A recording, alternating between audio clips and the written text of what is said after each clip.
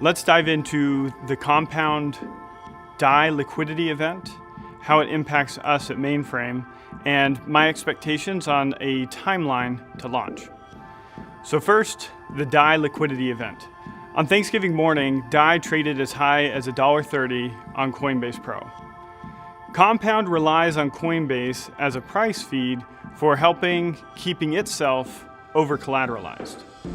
The Compound protocol performed exactly as designed and kept itself over-collateralized. But what was surprising for users is the fact that the DAI peg could be manipulated on America's largest exchange for a period of time that would cause upwards of 85 million DAI in liquidations. Now, while that's a large number, of the 200,000+ addresses that could have been affected, only 194 were actually impacted. But nonetheless, this was a surprise to many users, and user expectations are something worth paying attention to. So what does this mean for Mainframe? Well, let's take a look at the recommendations that Robert Leshner made in his write-up on the event. Robert says, broadly, potential changes could include modifying the DAI market parameters, including the borrowing cap, modifying the DAI price feed by either tightening the anchor bounds or capping the price to something like $1.05, or removing the reporter and relying entirely on Uniswap in some or all cases. When we look at these different recommendations, it's important to consider the trade-offs that come along with them.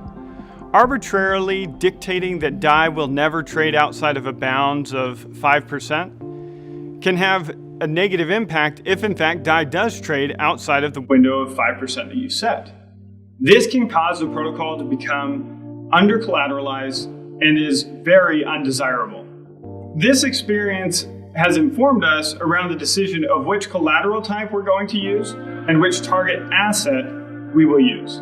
So at launch, we'll use wrapped Bitcoin as our collateral type and a more liquid USDC with respect to DAI. So our debts will settle to USDC, and we have a much lower probability of something similar happening within our system without the need for huge architectural changes or swapping out oracles. Now, we want to support many different collateral types and various target asset types. And so in version 2, we'll implement a more robust price feed and oracle system so that we can expand ourselves beyond just the assets that Coinbase Pro supports itself. Finally, let's talk about my expectations on when I think we're going to launch. Now, if I were a betting man, which I am, I would never bet on when software development projects are going to actually launch. There are too many variables at play that can push things back, and that you absolutely don't want pressure of an arbitrary deadline to have you tripping across the finish line, especially when you're dealing with programmable money. So our goal was to have this out the door by the end of the year. And I expect that we're going to be pretty close to that.